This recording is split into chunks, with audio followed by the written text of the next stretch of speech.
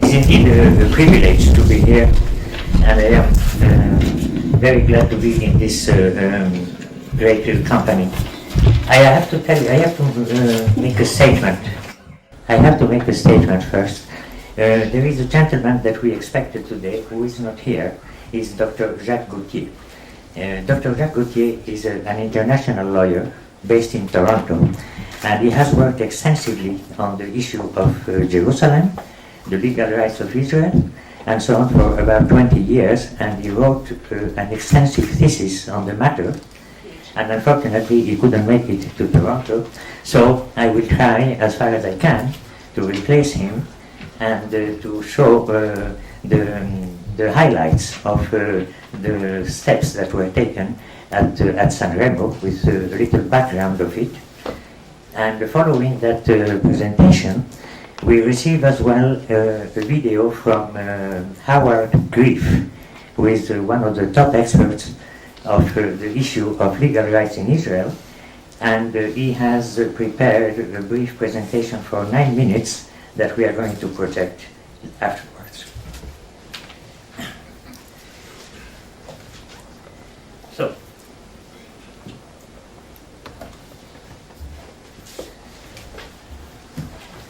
the whole idea of this issue about the legal rights of Israel is to counter the myth that we have been hearing for years on one side, and the myth has been developing at a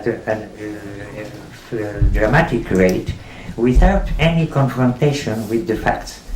And we believe that the facts they speak for themselves, they are incontrovertible, and these facts should be upfront for any resolution and for establishing some kind of reconciliation between the parties. We cannot ignore facts when we are talking about the political situation of this kind. So, this is part of a large presentation that I prepared. So I am going only to display the few selected slides here, and I will talk about directly the origin of Israel's legal rights. One of the most important things in this issue is the idea that the legal rights of Israel stem primarily from the historical connection. You will hear in all these official texts the historical connection. That expression was in San Remo, it was in the mandate, it was repeated by all the later international documents, and the history of Israel goes for about 12 centuries or more. This is only considering the history of Israel once the land was settled. 1200 BC was the time of the first 12 tribes, and 70 CE, unfortunately, was the destruction of the Second Temple in Jerusalem. So the history of ancient Israel sets the pace of all this political process, and it is based on the historical connection of the Jewish people.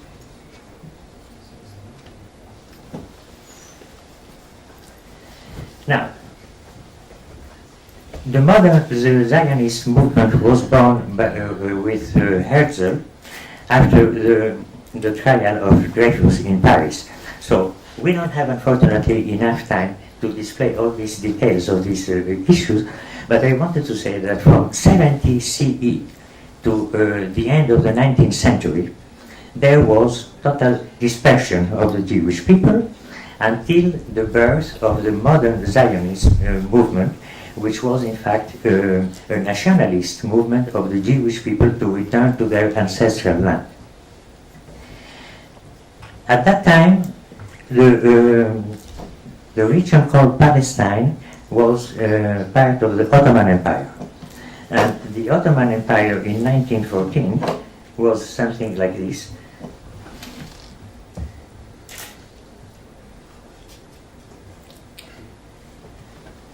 Oops, sorry.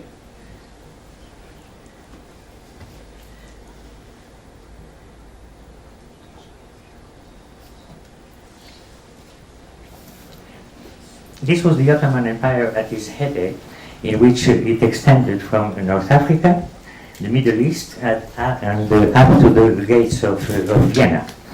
But in 1914, the Turks have already lost most of their possessions, and they only had the Middle East and the Hejaz in western, what is now Saudi Arabia, in western Arabia. So the question that arose at that time was how these territories in the Ottoman Middle East would be distributed after World War II, in which the Turkey was an associate with Germany and the Central Powers, and they lost the war. And even before the war was ended, there was the Balfour Declaration, in which the British government, the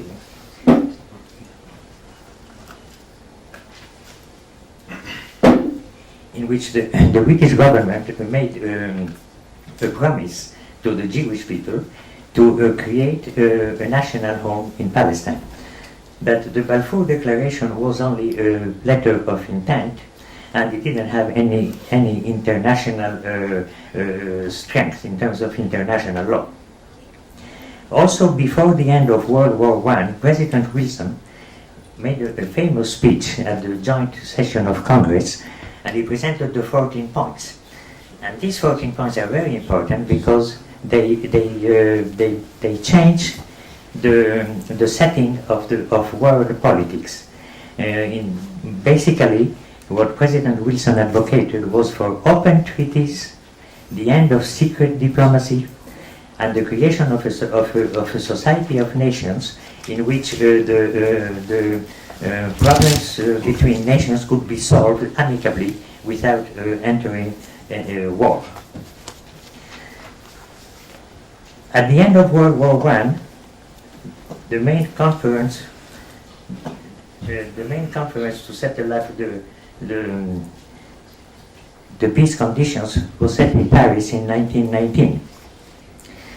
And in just a few weeks before the conference started in 1919, there was a very important agreement between Haim Weizmann, who was the head of the Zionist movement, and Emir Faisal. Here on the left side you have Haim Weizmann with its Arab dress, standing near Faisal, and they both decided that there would be a beautiful cooperation between the Jews and the Arabs in Palestine, in which the Jews will develop the region technologically, bringing their know-how coming from Europe, and the Arabs will welcome the newcomers, and at the same time there will be a total respect for the civil and religious rights of the Arab communities in Palestine. And King Faisal accepted the Balfour Declaration as it was. So that was very hopeful. And unfortunately it didn't hold, because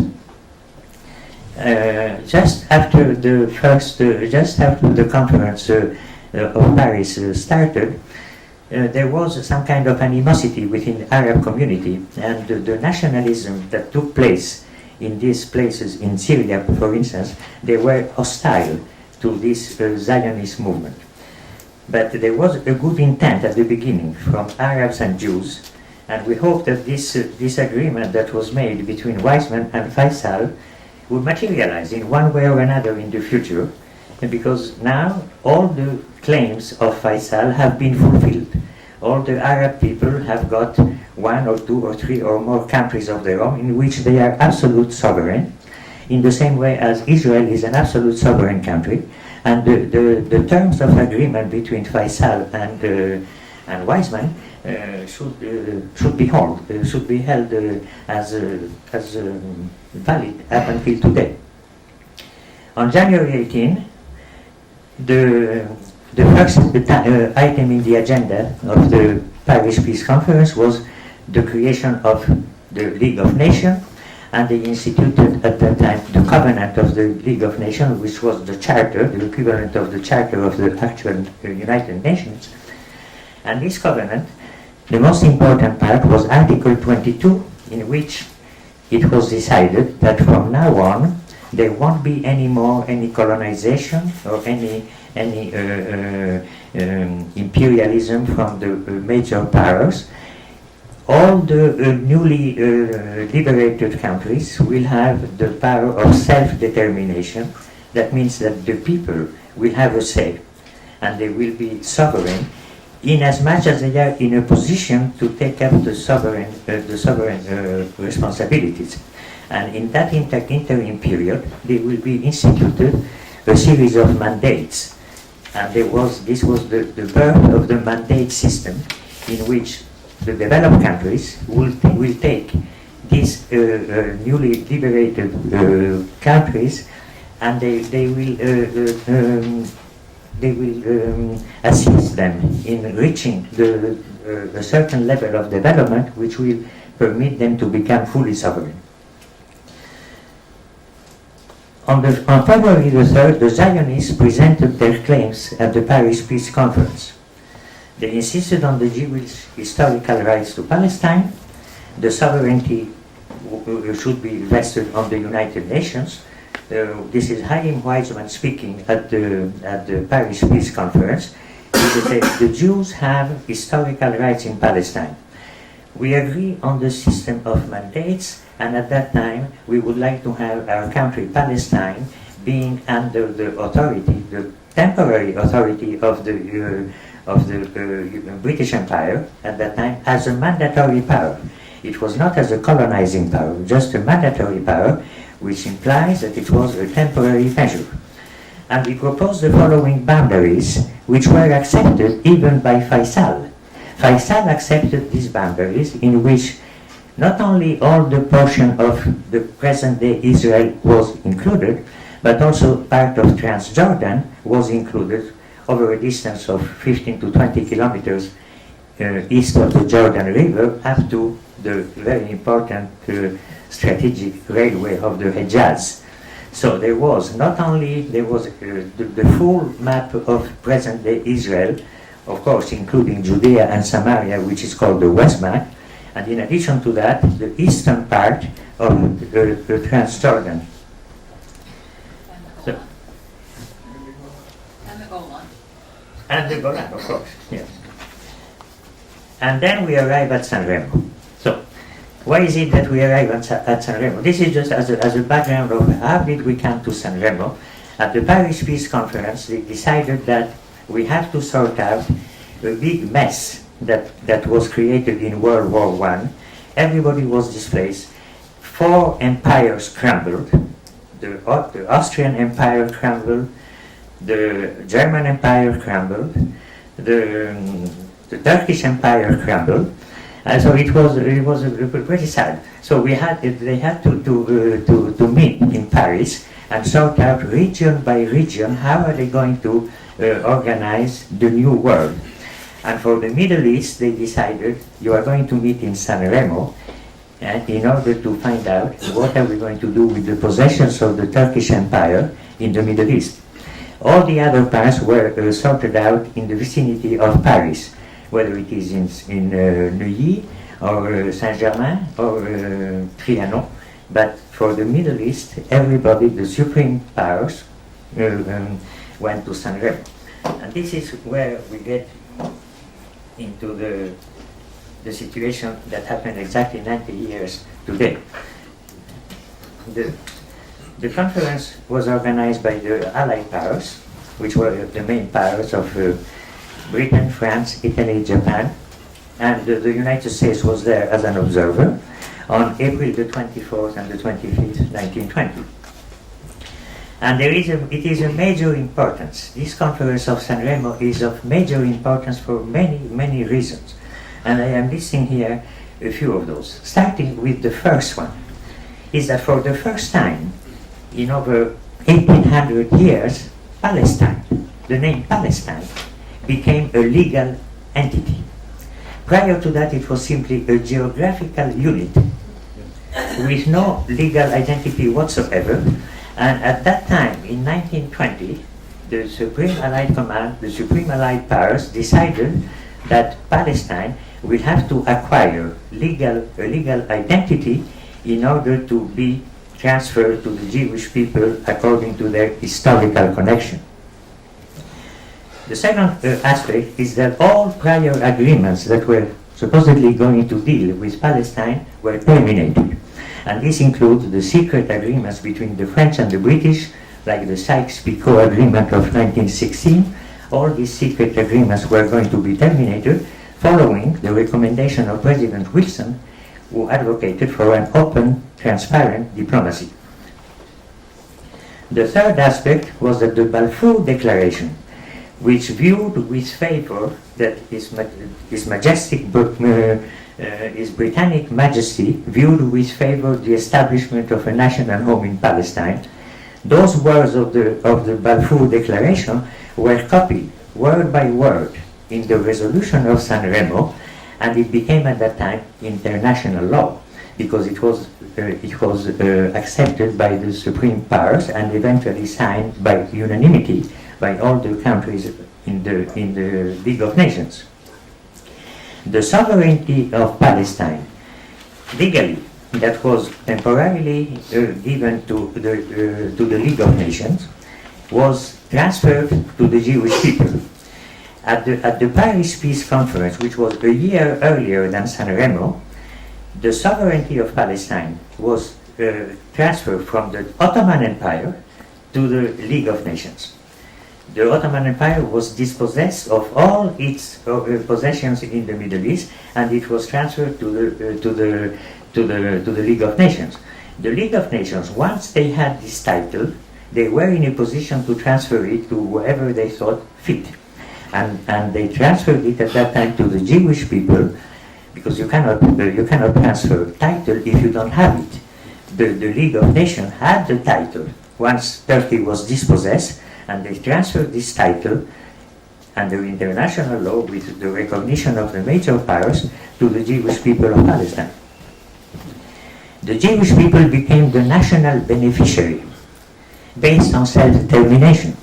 Now, on this issue of self-determination, I found that there is a little bit of confusion. Some people would argue that because the local population was not consulted, this agreement did not fit the requirements of self-determination. As a matter of fact, self-determination is not a right. Self-determination is a principle that President Wilson invoked. And this principle cannot come forward unless there is a people with a corresponding land, and that time you will have self-determination to become sovereign in that land.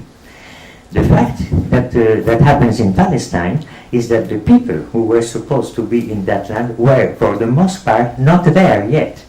But it doesn't prevent that they should be entitled to the right of self-determination, even if they were away, because of the recognition of the historical connection. And there we come back always to this core fundamental issue, that the historical connection trumps every other aspect, because this is where the Jews were for 1300 years. It happens that they had to leave, but they didn't lose their rights. It was just some kind of a temporary abdication, but it was not a total rejection of the rights. So, the legal title to Palestine was transferred from the League of Nations to the Jewish people, as we have seen. And the transfer of title on Palestine cannot be revoked by the League of Nations or by the United Nations, because these rights were supposed to be, according to Article 22 of the Covenant of the League of Nations, a sacred trust of civilization, which means that any rights that a people acquires by treaty or by any instrument of international law is irrevocable, unless the people themselves want to relinquish that right. But as long as they want to keep that right, nobody can discard this right from the people. Palestine was decided at that time to enter under a British mandate at the same time as Syria was entering under a French mandate, and Mesopotamia was the second part of the British mandate on the eastern side of the Middle East. The San Remo Resolution was included in the Treaty of Sèvres, and this treaty was supposed to put an end to all the claims related to the Turkish possessions in the Middle East. The Treaty of Sèvres is a massive document of 420 articles, but in those there are two articles which are very important, in which they make a distinction between Palestine and the other two mandates, and they make a distinction because of this question of self-determination. Palestine was reserved as a homeland of the Jewish people, whereas in Syria and Mesopotamia it was reserved as the homeland of the indigenous inhabitants. The Treaty of Sèvres was not ratified by Turkey because there was at that time a revolution in Turkey with Kemal Atatürk that ousted the last sultan, and therefore the final treaty was the Treaty of Lausanne, signed in 1923, but at that time the mandate was already established, and there was not any, even if the Treaty of Sèvres was not ratified, the provision that it contains in regard to Palestine, they hold. At the same level, in the same conditions that the Jews gained these rights in Palestine, the Arabs gained equivalent sovereign rights in both Syria and Mesopotamia, which is now Iraq. And as a last element of this San Remo conference, I would like to stress the fact that it is an event that marks the end of the longest colonization in history. Because when you look at the colonial empires of the past, whether they are from Britain, France, Spain, Portugal, the Netherlands, Belgium, anywhere, no one of these colonized regions was colonized for over 400 years. As far as I remember, the longest colony was in Angola, with the Portuguese stayed there 400 years. In Algeria, the French stayed 130 years. In India, the British probably didn't stay that long, or just about 100 and some years. In the Congo, the Belgians stayed only 80 years. But in Palestine, a successive of colonizing powers were there for 1800 years. So, San Remo, one of the major importance of San Remo that everybody in the left should applaud, because they are always anti-imperialist, anti-colonialist, and for the freedom of nations. If there is any freedom to applaud, that is the end of the longest colonization of history. Now, these are the basic features of major importance that happened in San Remo, and I would say that another way to present it in a graphical form, and I apologize if I have an engineering background, I like to have graphs more than words. So to some people they are more speaking. So this is what happens. You have the British government, which issued a letter of intent called the Balfour Declaration. Perfectly British policy, but internal British policy. At the same time, the Paris Peace Conference created the League of Nations, and they engaged into various treaties in Europe to sort out the aftermath of World War I. President Wilson issued his 14 points. And one of these 14 points affected the League of Nations because he wanted to have a society in which all these conditions would be settled peacefully. The League of Nations created its own charter called the Covenant. And the Covenant in particular contained Article 22, which set up the mandate system. Now, the mandate system, organized called for in Article 22, and the Balfour Declaration were combined in the San Remo Resolution with the approval of the League of Nations, and that is what makes it an instrument of international law. And the San Remo Resolution eventually divided the Turkish possessions of the Middle East and decided that Palestine would belong to the Jews having full sovereignty, and Mesopotamia and Syria would be Arab sovereignty. So that is what I have to say about the importance of San Remo, and it is really a landmark that we should celebrate, and we are so happy to be here today. Thank you.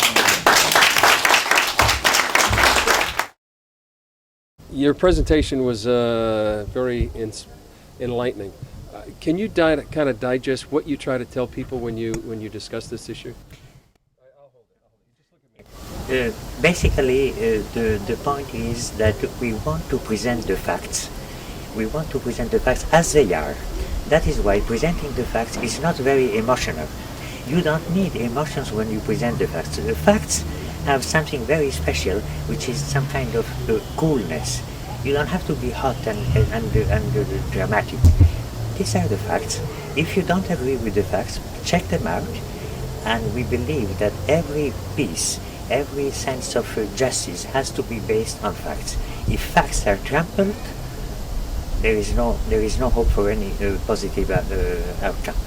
And in relation to the facts of San Remo and the establishment of the Jewish homeland, what are the facts? The facts are that the Jewish people got their rights to be in the land where they are, basically because of their historical connection. This is the prime aspect. The historical connection was neglected for years, and eventually in San Remo, the international community recognized that that was a mistake, and the Jewish people should have full title to the land because of the historical connection after the Ottoman Empire was dismembered. Okay. Was what happened in San Remo, and I guess in the Treaty of Survey, was that superseded by any other United Nations resolution or other international ruling? Absolutely not. This has been standing up to today.